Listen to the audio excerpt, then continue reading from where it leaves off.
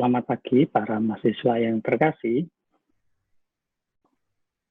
Pada hari ini kita akan berjumpa lagi, kita akan melanjutkan pembahasan kita dalam sejarah gereja setelah minggu lalu ujian tengah semester. Dan di pagi hari ini kita akan berbicara secara khusus tentang sejarah gereja, tetapi adalah sejarah gereja Indonesia.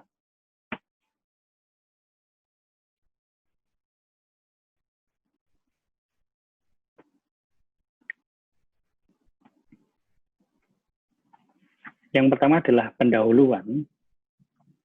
Asia adalah benua di mana semua agama besar berasal. Agama itu berkembang di India dari kepercayaan rakyat di pedesaan dalam pengaruh timbal balik dengan 3 koleksi Samhita, pengetahuan, Veda, sejak abad ke-15 sebelum Masehi, dan dengan Bhagavad Gita, abad ke-3 sebelum Masehi.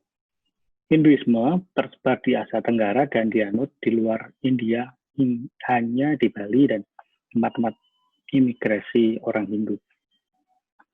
Lalu Buddhisme, berdasarkan ajaran Siddhartha Gautama atau Buddha yang diterangi, yang hidup di India Utara antara tahun 560 dan 480 sebelum Masehi.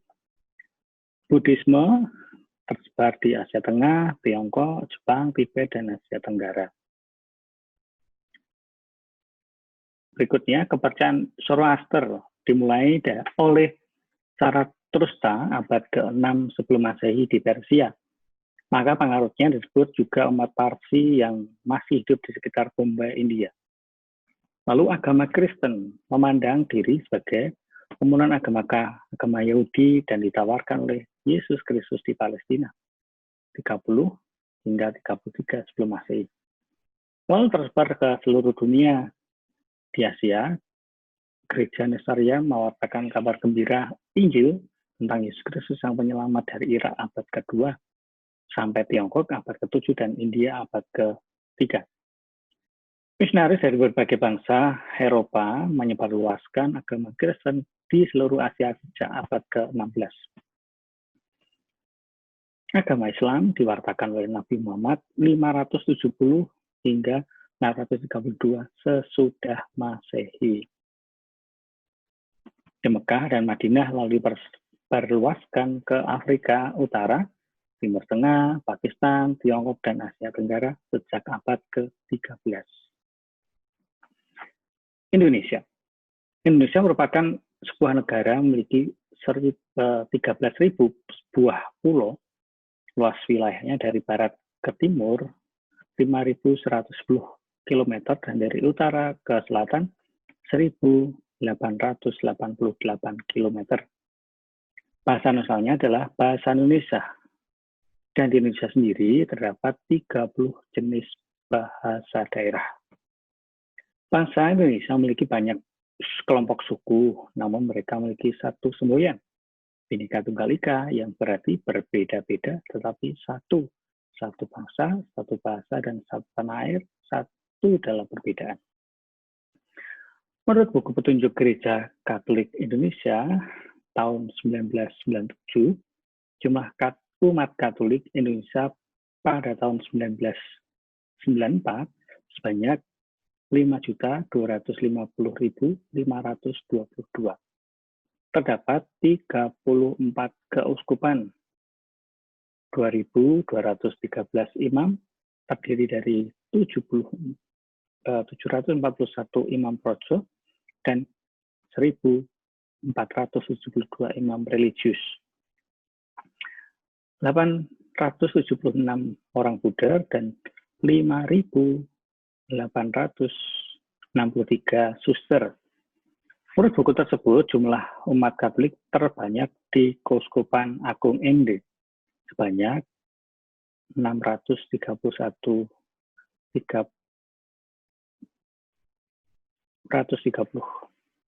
Menyusul Keuskupan Ruteng 510.903. Urutan ketiga diduduki Keuskupan Agung Semarang 464.842. Umat Katolik yang paling sedikit terdapat di Supan Banjarmasin, yaitu 11.878.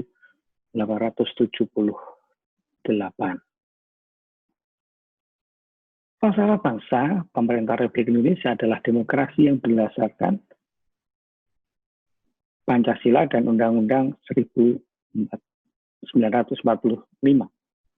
Pancasila terdiri dari 5 sila dan sila yang satu berhubungan erat dengan sila yang lain. Ketuhanan yang Maha Esa, kemanusiaan yang adil dan beradab, persatuan Indonesia, kerakyatan yang dipimpin oleh hikmat kebijaksanaan dalam permusyawaratan perwakilan, keadilan sosial bagi seluruh rakyat Indonesia. Pasal 29 Undang-Undang Dasar 1945 berbicara tentang agama. Kalimat ini mengulangi kembali sila pertama Pancasila, negara berdasarkan atas ketuhanan yang Maha Esa. Negara menjamin kemerdekaan tiap-tiap penduduk untuk memeluk agamanya masing-masing dan untuk beribadah menurut agama dan kepercayaannya itu. Agama yang diakui adalah Islam, Protestan, Katolik, Hindu, dan Buddha. Dan dalam tahun 1973, MPR mengakui aliran kepercayaan. Baik agama-agama di atas maupun aliran kepercayaan harus didasarkan atas Allah yang Esa. Tidak ada tempat bagi komunisme di Indonesia.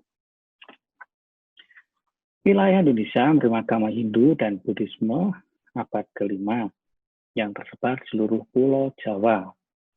Agama Kristen diwartakan pada abad ke-7 dekat Barus, Sumatera, dan sejak abad ke-16 di Indonesia Timur. Agama Islam semula disebarkan di Aceh abad ke-13, dan kemudian di daerah pesisir hampir seluruh kepulauan dan tahap demi tahap masuk ke daerah pedalaman. Kedatangan dan perkembangan umat Katolik di seluruh Nusantara harus diakui berdasarkan latar belakang historis dengan berbagai faktornya yang berperan lepas dari gereja itu sendiri. Penemuan jalan pelayaran lewat Afrika 1488 baru memungkinkan misionaris dalam jumlah yang memadai sampai ke Kepulauan Nusantara sejak tahun 1522. Pertentangan antara pedagang Portugis dan Arab karena alasan ekonomi dan politik sering dipertajam oleh perbedaan agama kedua bangsa tersebut. Kemudian para Portugis disingkirkan dari hampir seluruh Asia oleh VOC, konglomerat perdagangan Belanda. Selama 200 tahun, VOC melarang misi Katolik dalam seluruh wilayah kekuasaannya, 1605 sampai dengan 1799. Kemudian pemerintah kolonial Belanda 1816-1942 berkali-kali menghalangi usaha para misionaris dengan alasan berbeda-beda. Sarang ini pun gereja dipersulit oleh berbagai kebijaksanaan, misalnya halangan gereja untuk umat setempat, penolakan perpanjangan visum bagi misionaris luar negeri yang sudah lama mengabdikan diri pada umat dan karya-karya sosial dan sebagainya. Dalam suasana kebebasan beragama, umat Katolik pada umumnya berkembang baik dan cepat, misalnya di Maluku dan di Nusa Tenggara Timur. Pada abad ke-16 dan permulaan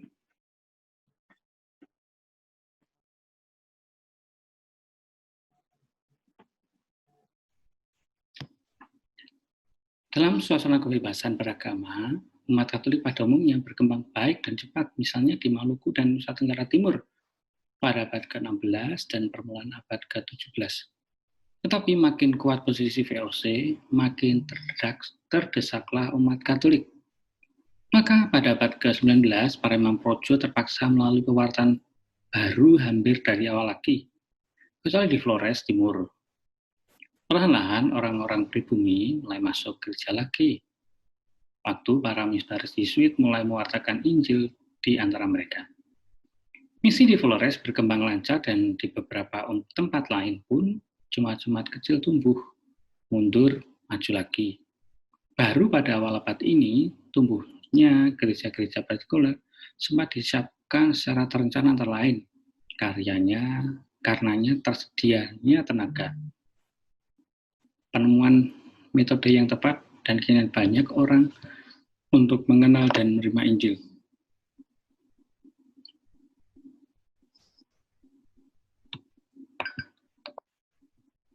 Langkah ini secara mendadak dihentikan pada masa pendudukan Jepang 1942 dan baru dilanjutkan lagi setelah negara Republik Indonesia merebut kedaulatannya.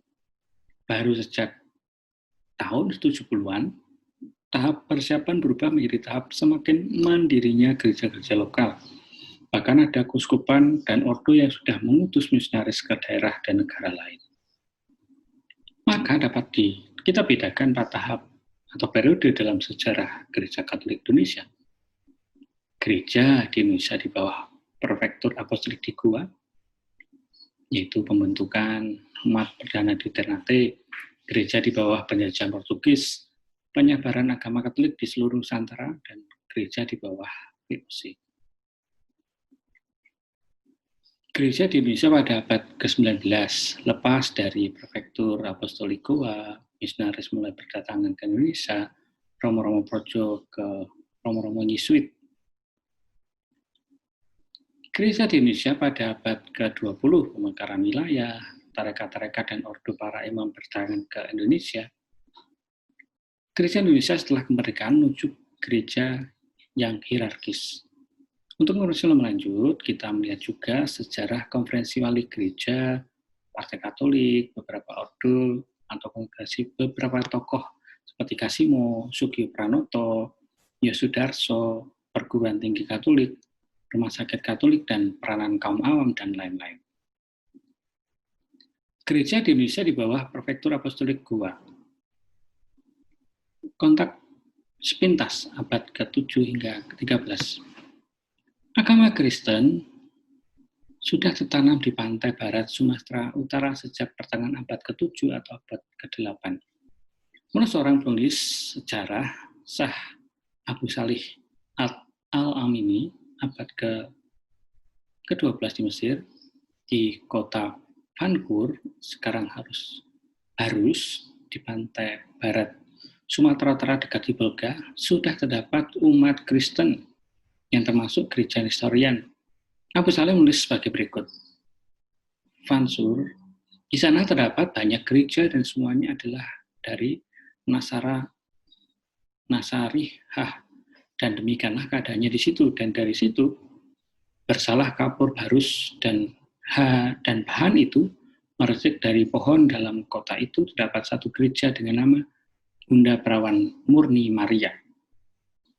Gereja Nestorian abad ke-5 dan ke-13 tersebar luas sampai ke seluruh Asia, antara lain Iran, Turkistan, Xinjiang, Mongolia, Tiongkok, dan terutama di India Selatan, Malabar. Dari India, para pedagang Kristen berlayar ke timur. Sedangkan Arab, Persia, India yang beragama Kristen diikuti oleh rahi-rahi Nestorian yang menanam umat Kristen pertama di Kepulauan Nusantara. Kedatangan Portugis di Malaka 1511 membuka jalan bagi para misionaris ke Asia Tenggara untuk mewartakan Injil ke kawasan itu. Politik maupun tokoh-tokoh Portugis secara resmi mendukung misi, tapi hidup dan tindakan mereka sering menghalanginya. Semua Injil diwartakan di daerah Moro, Halmahera Utara oleh seorang saudagar Portugis yang bernama Gonçalves Veloso. Maka warisan kepala kampung Mamluya dan rakyatnya pada tahun 1534 dirayakan sebagai tahun kelahiran Gereja Katolik Indonesia. Mereka setelah dipermandikan di Penteng Sao Paulo, mereka kembali ke Moro ditemani Pastor Simon Vaz Projo yang oleh kegiatan dan teladannya menarik banyak orang Moro menjadi orang Katolik. Franciscus Xaverius tiba di Maluku tahun 1559. Raja Solor dengan keluarganya serta para bangsawan dipermandikan oleh seorang awam Portugis. Tahun 1562 tiba di Solor 3 pastor Dominikan dari Goa, India. Umat tersebut berkembang baik secara kuantitatif, yaitu 25.000 sudah dibaptis dari abad ke-16 sampai abad ke-17. Setelah benteng Lewonama di Pulau Solor yang umat dan misionaris direbut VOC, 1613, Larantuka menjadi pusat misi. Di tempat itu, umat Katolik bertahan terus sampai dewasa ini. Misi Solor berkali-kali mengalami penganiayaan dan penderitaan, namun demikian, umat tetap setia dan iman mereka dan bahkan berani mengorbankan nyawanya. Tahun 1563, agama masuk Manado, Sulawesi Utara. Pada tahun 1584, tiba 4 misionaris Fransiskan dari Malaka di pelabuhan Panaraukan. 2 orang tinggal di Panaraukan, Pater Pedro Arunca dan Pater George Jefferson. 2 lainnya terus ke kota kerajaan, yaitu Belambangan di tepi Selat Bali, Pater Ranuel de Elvas dan Bruder Geronimo.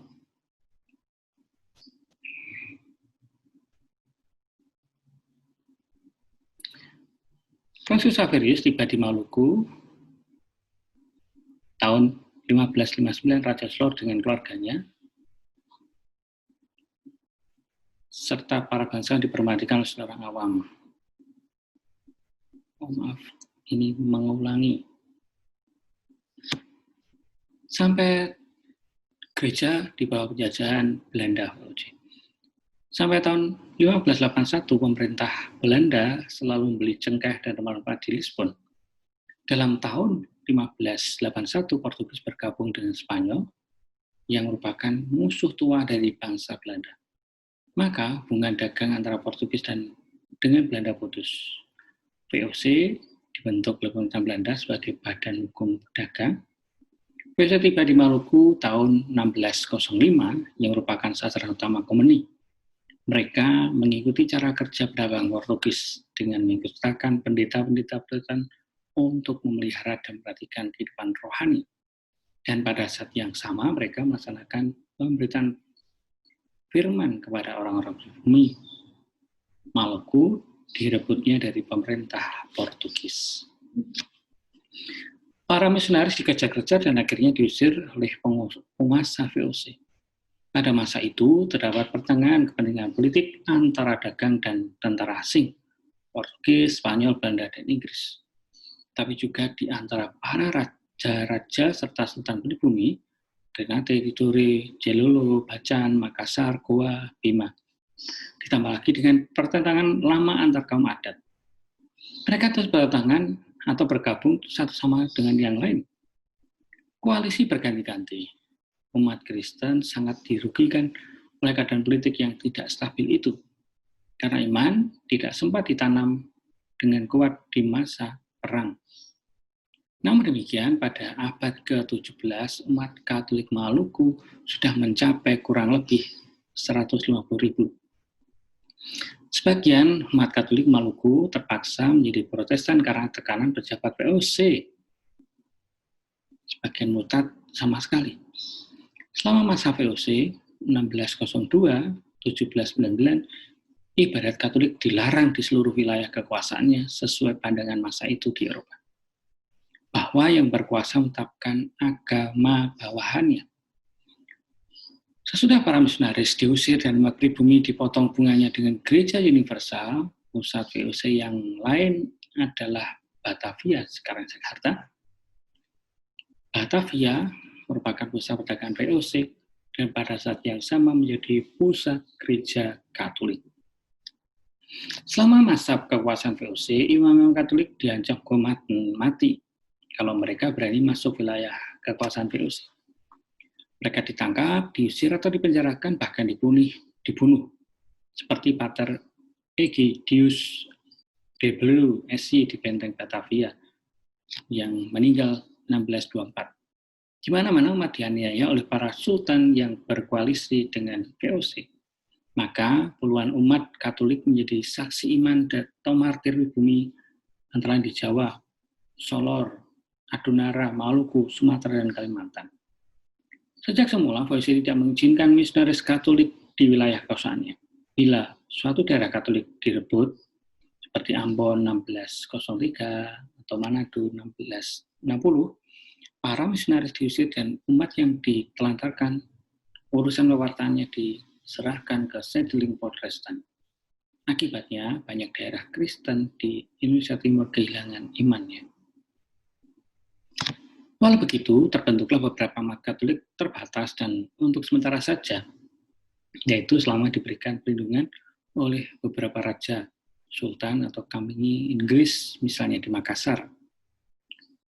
1537, 1668. Pelambangan Panarukan 1565, 1598. Bengkulu 1702, 1764. Bahkan di Banda Aceh 1668, 1775. Di Aceh, Pater Dionysius dan Buddha Redemptus de Cruz bersama beberapa orang awam mati sebagai saksi iman 1638. Di Batavia selalu dapat banyak orang Katolik yang dengan diam-diam memanfaatkan para misionaris yang singgah di kota pelabuhan itu dalam perjalanan ke negara-negara Asia Timur. Umat Katolik selama abad ke-18 tidak dapat berkembang, bahkan perkataan Injil oleh pihak Protestan yang ditekankan oleh dalam dokumen didikannya VOC diabaikan demi keuntungan perdagangan komuni dan pejabat-pejabatnya. Dengan kata lain, perkembangan umat Katolik lebih lanjut dan lancar tidak mungkin. Hal itu disebabkan faktor luar maupun faktor dalam. Faktor luar dapat disebut pergolakan politik dengan pemusuhan dan penganiayaan. Tingkah laku jahat beberapa pedagang dan pejabat Portugis yang loba akan uang. Kekurangan tenaga akibat penyakit, pembunuhan, dan kematian di laut. Faktor dalam disebut iman kurang berakar, pembinaan iman kurang matang, karena kunjungan misionaris tersendat-sendat, daerah terlalu luas untuk tenaga yang terbatas. Hubungan antara Ordo-Ordo, Keuskupan Malaka, dan Manila, antara orang Portugis dan Spanyol sering kurang lancar dan penuh kecurigaan. Dana yang dibutuhkan untuk menanggung hidup dan karya misi jarang sampai, atau sebagian saja, subsidi dari pemerintah Portugal. Terpaksa para rohaniwan harus berdagang. Katekis-katekis yang bermutu belum sempat terdidik. Katekisme singkat 20 halaman kurang memadai. Metode yang dipakai para misionaris, para Yesuit menggunakan bahasa Melayu, menciptakan lagu-lagu Kristiani, membuka sekolah. Dominikan memakai bahasa Portugis antara lain di daerah NTT, menggunakan bahasa yang berbeda-beda dan sulit dipelajari. Maka, agar umat dapat mengerti apa yang diajarkan, digunakan hal-hal yang dapat dilihat, atau gerakan, upacara, dan nyanyian serta dramatisasi peristiwa sengsara Yesus. Walaupun banyak kekurangan, namun orang-orang beriman yang sederhana di Maluku maupun di Flores bersedia menderita, bahkan tidak jarang mempertaruhkan nyawa demi Kristus. Demikian para mahasiswa yang terkasih, bahan perkuliahan kita di pagi hari ini tentang sejarah Gereja Katolik di abad pertama lebih adalah di mana mengalami tantangan saat VOC datang dan seterusnya itu. Sampai ketemu di pertemuan yang akan datang.